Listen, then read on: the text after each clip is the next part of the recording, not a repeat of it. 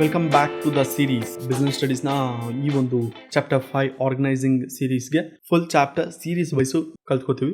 ಈ ವಿಡಿಯೋದಲ್ಲಿ ನಾವು ಅಡ್ವಾಂಟೇಜ್ ಆ್ಯಂಡ್ ಲಿಮಿಟೇಷನ್ಸ್, ಏನು ಯೂಸು ಅದರಿಂದ ಏನು ಯೂಸ್ ಆಗಲ್ಲ ಅಂತ, ಫಾರ್ಮಲ್ ಆರ್ಗನೈಸೇಷನ್, ಸೊ ಫೀಚರ್ಸ್ ಬಗ್ಗೆ ಲಾಸ್ಟ್ ವಿಡಿಯೋದಲ್ಲಿ ತಿಳ್ಕೊಂಡಿದ್ದೀವಿ. Advantage and disadvantage.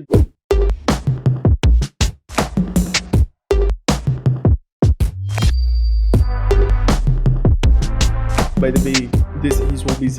ಗೊತ್ತಿಲ್ಲ ಅಂದರೆ ಆಸ್ ಯೂಶುವಲ್ ಸಬ್ಸ್ಕ್ರೈಬ್ ಆಗಿ. Like we have a tons of videos, ಎಷ್ಟೊಂದು ವಿಡಿಯೋಸ್ ಇದೆ ಫ್ರೀ. ಫಸ್ಟ್ ಆಫ್ ಆಲ್ ಎಲ್ಲ ಒಂದು ಚಾಪ್ಟರ್ಗಳ ಮೇಲೂ ಬರುತ್ತೆ.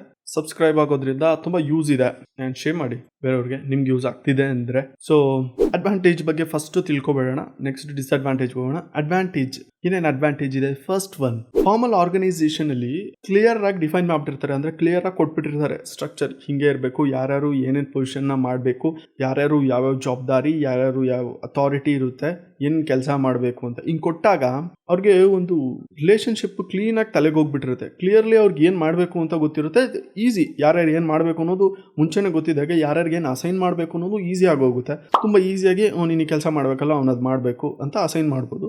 ಕರೆಕ್ಟಾಗಿ ಯಾರ್ಯಾರು ಏನು ಕೆಲಸ ಮಾಡಬೇಕು ಅಂತ ಅಸೈನ್ ಮಾಡಿಲ್ಲ ಅಂದರೆ ಒಂದಿನ ಇವ್ನಿಗೆ ಹೇಳ್ತೀರಾ, ಇನ್ನೊಂದು ದಿನ ಇನ್ನೊಬ್ಬನಿಗೆ ಹೇಳ್ತೀರಾ, ಅದು ಅವ್ನಿಗೆ ಕನ್ಫ್ಯೂಸ್ ಆಗುತ್ತೆ. ಯಾಕಂದರೆ ನೆನ್ನೆ ಈ ಕೆಲಸ ಮಾಡಿದ್ದೆ, ಇವತ್ತು ಬೇರೆ ಕೆಲಸ ಮಾಡ್ತಾ ಇದ್ದೀನಿ ಅಂತ. So it's easy to fix responsibility. ನಿನ್ನ ಕೆಲಸನೇ ಅದು, ನಿನ್ನ ಜವಾಬ್ದಾರಿನೇ ಅದು, ಅಥವಾ ನೀನು ಇರೋ ಪೊಸಿಷನ್ ಅದು, ನೀನು ಇದನ್ನು ಮಾಡಲೇಬೇಕು ಅಂತ ಎಲ್ಲರಿಗೂ ಗೊತ್ತಿರೋ ಥರ ಅವ್ರವ್ರ ಡ್ಯೂಟೀಸು, ಅವ್ರವ್ರ ಜಾಬ್ ಏನು ಅಂತ ಕ್ಲಿಯರಾಗಿ ಮೆನ್ಷನ್ ಆಗಿರೋದ್ರಿಂದ ಅವ್ರಿಗೆ ಯಾವುದೇ ಒಂದು ಡೌಟ್ಸ್ ಇರಲ್ಲ ತಲೆಯಲ್ಲಿ, ನಾನು ಏನು ಮಾಡಬೇಕು ಅನ್ನೋದು. ಅಥವಾ ಕೆಲವು ಸತಿ ಏನಾಗುತ್ತೆ ಅಂದರೆ ಡೂಪ್ಲಿಕೇಟ್ ಮಾಡ್ತಾರೆ, ಅಥವಾ ಕಾಪಿ, ನಾನು ಒಂದೇ ಮಾಡಿರ್ತೀನಿ ಅವನು ಅದೇ ಮಾಡ್ತಾ ಇರ್ತಾನೆ, ಒಂಥರ ಡೂಪ್ಲಿಕೇಶನ್ ವರ್ಕ್ ಆಗುತ್ತೆ. ಇಬ್ಬರು ಒಂದೇ ಮಾಡೋದು ಬೇಕಾಗಿರಲ್ಲ, ಅಥವಾ ಇಬ್ಬರು ಅದೇ ಮಾಡಿದ್ರೆ ವೇಸ್ಟ್. ಅದು ಆರ್ಗನೈಸೇಷನ್ಗೆ ತುಂಬ ಎಫರ್ಟ್ ವೇಸ್ಟು, ವರ್ಕ್ ವೇಸ್ಟು, ಇದೆಲ್ಲ ವೇಸ್ಟ್ ಆಗುತ್ತೆ. ಅದನ್ನು ಅವಾಯ್ಡ್ ಮಾಡೋಕ್ಕೆ ನೀನು ಏನು ಮಾಡಬೇಕು ಅನ್ನೋದನ್ನ ಅದು ಕ್ಲಿಯರಾಗಿ ಹೇಳ್ಬಿಟ್ಟಿರುತ್ತೆ. ನೀನೇನು ಮಾಡಬೇಕು, ಅವನೇನು ಮಾಡಬೇಕು ಅಂತ ಎಲ್ಲ ಕ್ಲಿಯರಾಗಿ ಒಂದು ಮ್ಯಾಪ್ ಥರ ಇದ್ದಾಗ ದರ್ ಇಸ್ ನೋ ಡೌಟ್, ಯಾರಿಗೂ ಏನು ಕನ್ಫ್ಯೂಷನ್ ಆಗಲ್ಲ, ಮೆಸ್ ಆಗಲ್ಲ, ಏನೂ ಆಗಲ್ಲ. ಆರಾಮಾಗಿ ಕೆಲಸ ಮಾಡಿಕೊಂಡು ಅವ್ರವ್ರ ಕೆಲಸ ಅವ್ರವ್ರು ಮಾಡ್ಕೊಂಡಿರ್ತಾರೆ. ಸೊ ಡೂಪ್ಲಿಕೇಶನ್ ಆಗಲ್ಲ, ಕನ್ಫ್ಯೂಸ್ ಕ್ರಿಯೇಟ್ ಆಗಲ್ಲ. Next advantage, unity of command ಅನ್ನೋದು ಒಂದೇ ಡೈರೆಕ್ಷನ್ಗೆ ಒಬ್ಬರೇ ಆರ್ಡರ್ ಮಾಡೋದು, ಅಥವಾ ಒಂದೇ ಡೈರೆಕ್ಷನ್ಗೆ ಆರ್ಡರ್ ಮಾಡೋದನ್ನ ಯೂನಿಟಿ ಆಫ್ ಕಮಾಂಡ್ ಅಂತ. ಚೈನ್ ಆಫ್ ಕಮಾಂಡ್ ಇರೋದ್ರಿಂದ, ಚೈನ್ ಆಫ್ ಕಮಾಂಡ್ ಅಂದರೆ ಒಬ್ಬರಿಂದ ಒಬ್ಬರಿಗೆ ಬರೋದ್ರಿಂದ ಯಾರು ಮಧ್ಯದಲ್ಲಿ ಅವ್ರದೇ ಆದಂಥ ಒಂದು ವಿಷಯನ ಕ್ರಿಯೇಟ್ ಮಾಡ್ಕೊಳಕ್ಕಾಗಲ್ಲ. ಸೊ ಆ ಕ್ರಿಯೇಟ್ ಮಾಡ್ಕೊಳಕ್ಕೆ ಆಗದಿರೋ ಅಂಥದ್ದು ಏನಂತಾರೆ ಅಂದರೆ ಯೂನಿಟಿ ಆಫ್ ಕಮಾಂಡ್ ಅಂತಾರೆ. ಬಾಸ್ ಏನು ಹೇಳ್ತಾರೆ ಅದು ಎಂಪ್ಲಾಯಿವರೆಗೂ ರೀಚ್ ಆಗಿರುತ್ತೆ. So one boss one decision ಆಗಿರುತ್ತೆ. ಸೊ ಅದು ಒಂದು ಅಡ್ವಾಂಟೇಜು. ಒಬ್ರು ಹೇಳಿದ್ನ ಮಧ್ಯದಲ್ಲಿ ಯಾರು ಏನು ತೀರ್ಮಾನ ಮಾಡ್ಕೊಳಂಗೆ ಇಲ್ಲ, ಅವ್ರವ್ರಿಗೆ ಬಂದಿದ್ದು ಮಾತಾಡೋಂಗೆ ಇಲ್ಲ. ಮೇಲಿರೋರು ಏನು ಹೇಳಿರ್ತಾರೆ ಅದನ್ನ ಆಸ್ ಇಟ್ ಈಸ್ ಎಕ್ಸಾಕ್ಟ್ ಥಿಂಗ್ನ ಅವರು ಹಾಗೆ ಪಾಸ್ ಮಾಡಬೇಕಾಗಿರುತ್ತೆ. ಸೊ ಅದಕ್ಕೆ ಯೂನಿಟಿ ಆಫ್ ಕಮಾಂಡ್ ಇರೋದ್ರಿಂದ ಈ ಒಂದು ಫಾರ್ಮಲ್ ಆರ್ಗನೈಸೇಷನಲ್ಲಿ ಇದು ಒಂದು ಅಡ್ವಾಂಟೇಜ್ ಆಗಿರುತ್ತೆ.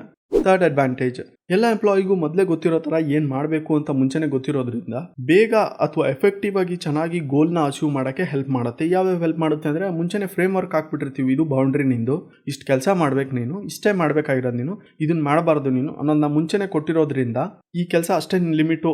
ಈಗ ಪ್ರೊಡಕ್ಷನ್ ಮ್ಯಾನೇಜರು, ಪ್ರೊಡಕ್ಷನ್ ಅಷ್ಟೇ ನೀನು ಮೇಂಟೈನ್ ಮಾಡಬೇಕು, ನೀನು ಡಿಸ್ಟ್ರಿಬ್ಯೂಷನ್ ಆಗಲಿ, ಅಡ್ವರ್ಟೈಸ್ಮೆಂಟ್ ಆಗಲಿ, ಮಾರ್ಕೆಟಿಂಗ್ ಆಗಲಿ ನೀನು ತಲೆ ಕೆಡಿಸ್ಕೊಳೋದು ಬೇಡ ಅಂತ ಯಾವಾಗ ಒಂದು ಫ್ರೇಮ್ ವರ್ಕ್ ಅನ್ನೋದು ಮಾಡಿರ್ತೀವಿ. ಫ್ರೇಮ್ ವರ್ಕ್ ಅಂದರೆ ಬಾಕ್ಸ್ ಅಂತ, ಅಥವಾ ಅದರಲ್ಲಿ ಲಿಮಿಟ್ ಹಾಕಿರ್ತೀವಿ, ಆಪರೇಷನ್ ನೀನು ಇಷ್ಟೇ ಮಾಡಬೇಕು ಅಂತ, ತುಂಬ ಎಫೆಕ್ಟಿವ್ ಆಗಿ ಗೋಲ್ನ ಅಚೀವ್ ಮಾಡ್ತೀವಿ. ಅವ್ನು ಯಾವಾಗ ಒಂದು ಚಿಕ್ಕ ಕೆಲಸ ಕೊಟ್ಟಾಗ, ಅಥವಾ ಒಂದು ಕರೆಕ್ಟ್ ಕೆಲಸ ಡೈಲಿ ಕೊಟ್ಟಾಗ ಅವ್ನು ಬೇಗ ಕೆಲಸ ಮಾಡ್ತಾನೆ, ಮತ್ತು ಅದನ್ನು ಚೆನ್ನಾಗಿ ಅಚೀವ್ ಮಾಡ್ತಾನೆ, ಈಸಿಯಾಗಿ ಮಾಡ್ಕೊಂಡ್ಬಿಡ್ತಾನೆ ದಿನ ಮಾಡಿ. ಸೊ ಎಫೆಕ್ಟಿವ್ ಆಗಿ ಅಚೀವ್ ಮಾಡ್ಬೋದು. ಎಫೆಕ್ಟಿವ್ಗೆ ವರ್ಡ್ಗೆ ಎಫೆಕ್ಟಿವ್ ಅನ್ನೋದು ಏನು ಅನ್ನೋದೇನಾದರೂ ನಿಮ್ಮ ತಲೆಯಲ್ಲಿದ್ರೆ, ಬೆಸ್ಟ್ ಎಕ್ಸಾಂಪಲ್ ಎಫೆಕ್ಟಿವ್ಗೆ ಅಂದರೆ ಲೈಕ್ ಸಪೋಸ್ ಒಂದು ಹೀರೋ ಹೋಂಡಾ ಗಾಡಿ ಅಂತ ಇಟ್ಕೊಳ್ಳಿ, ಹಳೆ ಗಾಡಿನೇ ತೊಗೊಂಡು 60 ಕಿಲೋಮೀಟರ್ ಮೈಲೇಜ್ ಕೊಡುತ್ತೆ 1 ಲೀಟರ್ ಪೆಟ್ರೋಲ್ಗೆ.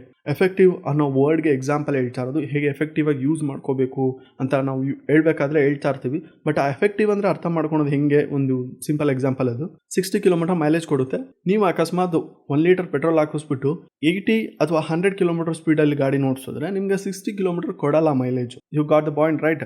ನಿಮ್ಮೊಂದು ಸ್ಪೀಡೋಮೀಟರ್ ಅಲ್ಲಿ ಎಕನಾಮಿ ಅಂತ ಒಂದು ತೋರಿಸ್ತಾ ಇರುತ್ತೆ, ಇಷ್ಟರಿಂದ ಇಷ್ಟು ಓಡಿಸಿದ್ರೆ ಮಾತ್ರ ಅವ್ರು ಹೇಳಿರೋ ಮೈಲೇಜ್ ಬರುತ್ತೆ ಅಂತ. ಸೊ 40ಇಂದ ಒಂದು 60ವರೆಗೂ ಇಟ್ಕೊಳ್ಳಿ. 40ಇಂದ 60 ಒಳಗೆ ನೀವು ಓಡಿಸಿದ್ರೆ ನಿಮ್ಗೆ 1 ಲೀಟರ್ ಪೆಟ್ರೋಲ್ಗೆ 60 ಕಿಲೋಮೀಟರ್ ಮೈಲೇಜ್ ಬರುತ್ತೆ ಪರ್ ಲೀಟರ್. ಸೊ ಇದು ಎಫೆಕ್ಟಿವ್. ನೀವು ಯಾವಾಗ ಅದಕ್ಕಿಂತ ಜಾಸ್ತಿ, ಅದಕ್ಕಿಂತ ಕಮ್ಮಿ ಫಸ್ಟ್ ಗೇರ್, ಸೆಕೆಂಡ್ ಗೇರ್ ಈ ಥರನೇ ಓಡಿಸ್ತೀರಾ, ಕನ್ಸಂಪ್ಷನ್ ಜಾಸ್ತಿ ಆಗುತ್ತೆ. ಅಂದರೆ ನಿಮಗೆ ಬೇಕಾಗಿರುವಂಥ ಒಂದು ಔಟ್ಪುಟ್ ಬೇಗ ಬರಲ್ಲ, ಅಥವಾ ಲೆಸ್ ಎಫೆಕ್ಟಿವ್ ಅಂತ ಹೇಳ್ತಾರೆ. ಸೊ ಎಫೆಕ್ಟಿವ್ ವರ್ಡ್ಗೆ ಎಕ್ಸಾಂಪಲ್ ಅದು.